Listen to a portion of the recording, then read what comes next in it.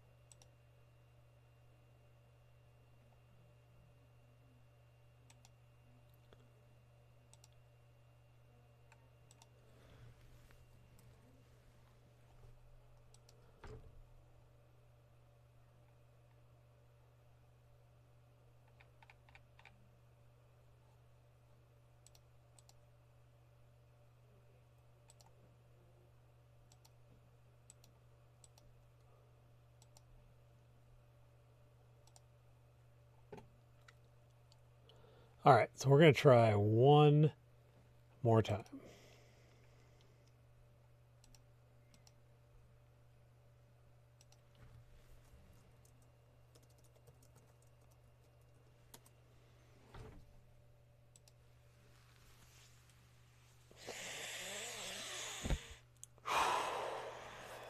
All right, so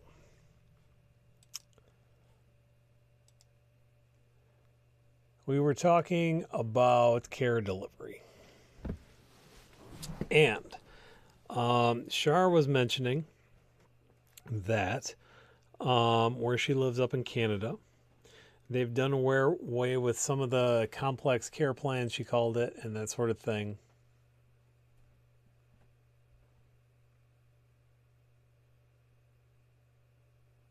All right, I think maybe it's working. Who knows?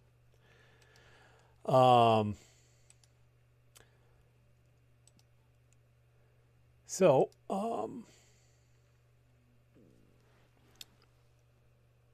specialists are hard to come by up in Canada, according to Char. I have no reason to doubt that, of course. I'm just, I don't know why I said it like that. In any event, they're also hard to come by here in the U.S. A lot of this stuff should really happen at the primary care setting. But as I was talking about before we crashed the second time, it's difficult to get that stuff done in primary care because your primary care provider is responsible not only for your lungs, but for everything else. So we've got to start getting better at care delivery. We've got to start getting better at the medications. You know, she was mentioning that their medication delivery is a lot easier because that's one of the upsides of having one supplier, the whole idea of single payer. In the US, we have dozens of different companies with dozens of different requirements and all that stuff. And you usually have to have a full-time person in the office just to handle the paperwork. And again, that doesn't really make a lot of sense.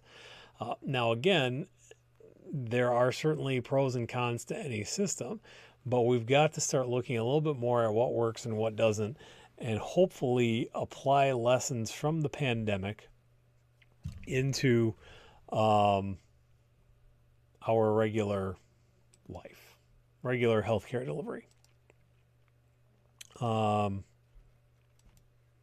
right, now we're starting to get somewhere, I think. We got some people back, maybe not. Hard to say. It says there's 4 people there. It won't show me anybody's name, so. But I'm going to assume that there are some people here. Jenny Blair checking in. Hi, Jenny. Hope you're having a great day. Hope you're having a better day than our technology is having here because it has been a bear. I don't know what the problem is, if it has to do with that we're on a little bit later than usual and the infrastructure is not there. I have no idea. But it has been a challenge to maintain a connection today, and I don't know why. Hopefully we're hanging in there. We're hanging tough. Let's take a look and see what else is going on in the world of COPD. Oh, I know. One of the things that we were talking about before, the idea, all these things have different techniques. And there's some upcoming data. I mean, we generally have the data that tells us things like Inspiratory flow rates affect how much of the medication you can get out, but we haven't really tied that very well to outcomes, like how often do you have to go to the hospital, or is it connected with mortality, or how many exacerbations you have. But there is some of that data that's coming that is pretty close to apples to apples. And there are a couple of different ways to look at healthcare utilization and things like that. And so I had some of these conversations today. There's some really interesting data coming out to that end. And so hopefully we're going to be able to convince more policymakers and even administrators in the hospital setting to start looking at some of this stuff a little bit more closely. So, with that finally spit out, let's look and see if there's anything else going on in the world of Tuesday. Now here is something interesting from Yahoo Finance. And now this is not something I have read yet, so I don't know exactly what we're looking at. This is a press release from somebody. Says the unprecedented outbreak of coronavirus has caused a surge in demand for essential pharmaceutical drugs, some bronchodilators, and medical devices, including anti-asthmatics and COPD drugs.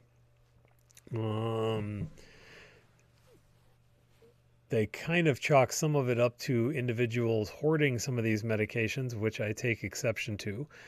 For a variety of reasons. First of all, I don't think that's the case. I think the biggest issue has been, honestly, that a lot of hospital systems decided to convert all of their medications to nebulized medications. And then in the initial phases of this pandemic, when we were looking at the fact that nebulizers are aerosol generating procedures and we were trying to minimize that, all of a sudden we had to get inhaler versions of all those meds, and that caused a run on the market. So this is information from the Business Research Company, which I have not heard of.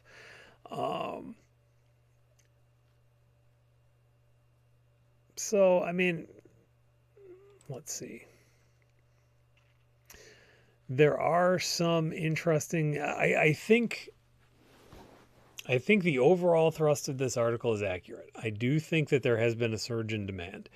I don't think it is attributable to what this company is attributing it to. And now I am not a business researcher. I don't have access to all that information, but I do have a fairly strong knowledge of the world of it, if not necessarily the market. And I don't think it's exactly what they're chalking it up to. And I think this is where we kind of get that gray area where we want to apply all these business principles to healthcare, and you just can't in a lot of cases. Some of them certainly you can, but other times they just end up causing more problems than they're worth. I keep looking to, we've had this whole discussion about lean practices and just-in-time supply chains and things like that. And that works great when you don't have a surge of demand like you have in a pandemic. When you do, all of a sudden, all your personal protective equipment is used up and you can't replenish it because all of a sudden everybody else's is used up too. So interesting in theory, but I think that article in particular needs a lot more work. Here is another article from WPVI in Philadelphia, Pennsylvania. And this I like to see, not so much because it is a clinical article. It doesn't really necessarily have a lot of guidelines or research behind it, but it's an awareness thing that is actually on a accessible news source. So this is local news from Philadelphia, and it talks about getting a new diagnosis often triggers a flood of questions and uncertainties. With lung ailments in particular, that stress can turn into physical anxiety, adding to the breathing problems, and patient support groups can go a long way to ease that tension. So they interview somebody who was diagnosed with COPD on his birthday. Didn't know what it was. Didn't know anything about it, as many people do, as is the case with many people. ended up having an exacerbation that landed him at Temple University Hospital. And of course, Temple is one of the top places in the country to go for lung stuff. But the biggest thing here is talking about going to support groups. That's what we try and accomplish online. That's what we try and accomplish with groups like our group here on Facebook, COPD Navigator. But whether you do it online or in person, or whether it's something like this where you have the sort of 1.5 way communications where you can type to me and I can answer you, or whether it's a 2-way thing like a video conference or virtual visits or what have you, that's why support groups are absolutely essential. This patient, or this person, Ronnie Neal of Germantown, Pennsylvania, mentions that it's like COPD is often misunderstood, and he says it's like our disease is difficult to explain to the regular person, and that's absolutely true. Many of us have experienced shortness of breath. Is the thing freezing again? I don't know why it's frozen.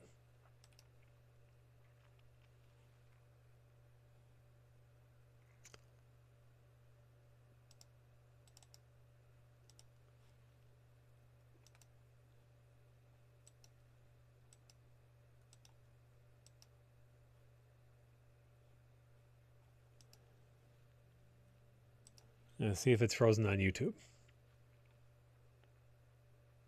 because that'll help me figure out where the issue is. So let's see where.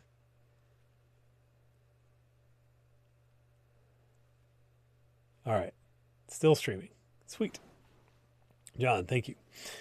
All right. Who knows? So, we're talking about Ronnie Neal from Germantown, Pennsylvania, interviewed on WPVI. And how it's very difficult sometimes to explain what COPD is, what COPD is like.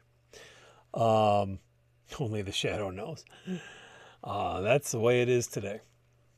And that's very true. Many of us who have relatively normal lungs, we've experienced shortness of breath in certain cases. I was mentioning I played tennis for the first time in a couple of weeks. Not yesterday, but the day before. Oh, now it's back. Okay, cool. I was sure as heck short of breath on the tennis court. But that goes away for me. And so it's really difficult for me to comprehend the experience of not being able to catch my breath ever. And a lot of people go through that. A lot of people have that same thing. So when you're trying to explain it to a family member, a friend, somebody who hasn't really gone into that situation, doesn't really have that frame of reference, it is, as Ronnie says, very difficult to explain it sometimes, especially since people don't really know what it is in the general public. So as the article points out, it's important to be around others having similar experiences so that you're not alone, so that you're not the only one feeling these things. And so this nurse practitioner that they interviewed mentioned so that these folks are able to share their coping mechanisms, because it's true. I can give advice, I can give tips, I can do all that stuff. But again, I can't really say what the answer is because I don't deal with that situation. But if I look to John or Shar or Joe, thanks for joining us, by the way, Joe, they can look at each other and say, hey, did this work for you? No, that didn't really work, but maybe this will work. Oh yeah, that worked for me. So it's that group, that peer learning that's really, really quite valuable. And that's this nurse practitioner, Michelle Vega Olivo, from the Temple University Hospital points to the critical importance of these peer support groups, these online in-person support groups, in addition to making medical treatments more effective, because we know the medication is only going to get you so far. It's as Gene Ramos always says, the medication helps her breathe, or helps her exercise, and the exercise helps her live. And that's what it comes down to. You've got to be able to have the life, and the medications can get you to part of that, but the support, the other reduction of anxiety, the exercise, all that stuff is going to be able to get you to the point of really living your best life with a lot of this stuff. So that is an excellent article, and we're going to go ahead and drop that into the feed and whatever is left of the watch party. And so if you want to check out that video, please do, because that is a pretty solid article, and I'm happy to share pretty solid articles. All right, so what else we got in the world of COPD? We got probably about 10 minutes before I'm just gonna stop belaboring the point anymore. Again, if you missed the early show, Right to Breathe is putting on another patient webinar that talks about wellness and movement and activity and all that kind of stuff. You can get more information from our COPD Navigator page or their Facebook page, which I also highly recommend following. And also make sure, please like and share and subscribe, all that stuff on Facebook and on YouTube, particularly YouTube. That seems to be a little bit more stable these days. And glad to see I'm up to about 209 subscribers there. If we can get to 1,000, then we can actually start raising some money for additional videos and research and all that kind of stuff. Shar says, I found this group very helpful in the beginning. It was helpful in the beginning. My friends here didn't really understand what I was going through. Well, I'm glad to hear that. Hopefully talking about Navigator. And glad you were able to find a place that, again, had some other people who had been on the path and were able to share that experience. So, let's see if we've got anything else that we can talk about here. If you've got any other success stories or anything like that before we wrap it up, that would be fantastic. Came right from my appointment to cleaning up to getting on to the show here today, so I apologize for having to clear out the mouth a little bit. So one day ago, here we go, this one could be interesting. We're talking about inhaler technique a little bit earlier. So here is an article that is a summary of a journal that was published in the International Journal of Chronic Obstructive Pulmonary Disease. This was a systemic review that included 38 different trials, some observational trials, some randomized trials, lots of good stuff. So this is a pretty solid study, it looks like. Retrospective administrative claims. So this is talking specifically about asthma, but this is the kind of thing that also is very okay. So so some of the studies were talking specifically about asthma, some are talking about both, and I would say that in general, this type of information is applicable to both. If you have a single inhaler to deliver multiple medications, that is associated with reductions of use of rescue medications, reductions in emergency room visits, and hospitalizations compared with multiple inhalers that delivered the same med. So, for example, let's say you have this inhaler that is Symbicort, or I believe also sometimes called Foracort, has 2 of the 3 drug classes in it. And then let's say you have, well, the other one I have available right now is this, because I don't know what I did with my Ellipta demo. So this has the 3rd different kind of medication. So every day you have to take 2 different inhalers with 2 different techniques and 2 different types of stuff to do with it. If you were able to get all 3 meds in one inhaler, you would have a better chance at not going to the ER, is basically what that works out to be. So, or even if you, for example, maybe you needed, maybe you had 2 medications in this, but then also had another one of these that had the 3rd class of medication. Or even if you had 3 of these that just had monotherapy in them. Those would all be better than having 2 different kinds of inhalers. So again, inhaler technique is critically important and criminally overlooked in a lot of cases. So That's looking at over both 6 and 12-month periods. And that is excellent news, again, for bringing scientific rationale to care, to healthcare delivery. So now you know, and knowing is half the battle. Not seeing any other questions coming through, and I know we got, well, a couple of factors. First of all,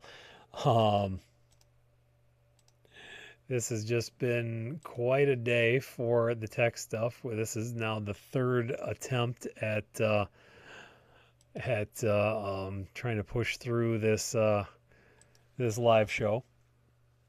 I'm glad it finally started working at some point. I think what we're going to do, since I'm not seeing any other questions come through or anything like that,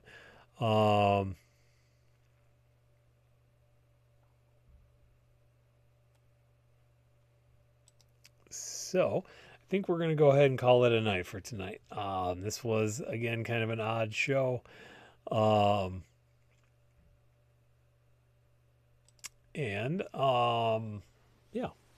we will be back tomorrow. We will be back at our usual time at 4 p.m. Eastern time. I don't think we have anything cross-programming or anything like that right now. So we will be back tomorrow at 4 p.m. Hopefully all our cables will stay plugged in and our connections will stay strong. In the meantime, I'm hopeful that our connections and the connections in the community also stay strong. And that you stay safe and that you stay home. I know it's tough. I know it's awkward. I know everybody wants to get out and get back to regular life and all that stuff, but we're still a number of weeks away from that. And I don't want to see any of you folks going out there and getting yourself sick with this nasty coronavirus that's going around. So keep the faith, keep your strength, and of course, most of all, keep breathing lightly. Again, I apologize for the variety of weird tech issues. So Shar, before we sign off, Shar mentions, yeah, watch that cat. Can't get Trelegy, but have the contents in it, and Brio and Incruise with Ventolin. Yes, so Brio and Incruise, that's exactly what we'd be talking about. And that's the one I somewhere around, and I don't know what happened to that. Maybe the cat got to that too. I have it. Well, I can show them in the pictures though. So we've got the ideal would be Trelegy, because that's still just one inhalation once a day. That's all three in the same stuff. But if you can get the Brio and you can get the Incruise, that's the same type of inhaler. That's what I was talking about. How if you got to break it down into inhalers, at least make sure they're the same kind of inhaler, the same model inhaler. So that's a good plan. And then Ventolin is a different kind of inhaler, but nobody's perfect. No situation is perfect. So in any event, we're going to wash those paws. Make sure you're washing your hands frequently, especially after you're touching your face, as much as I do, certainly. If you don't have soap and water, at least use a 60% hand sanitizer. We will do better tomorrow at 4 p.m. Eastern Time. Until then, my name is Mike Hess. This has been COPD Navigator House Call. Please keep breathing lightly, everybody. Take care of yourselves, take care of each other, and we'll see you tomorrow.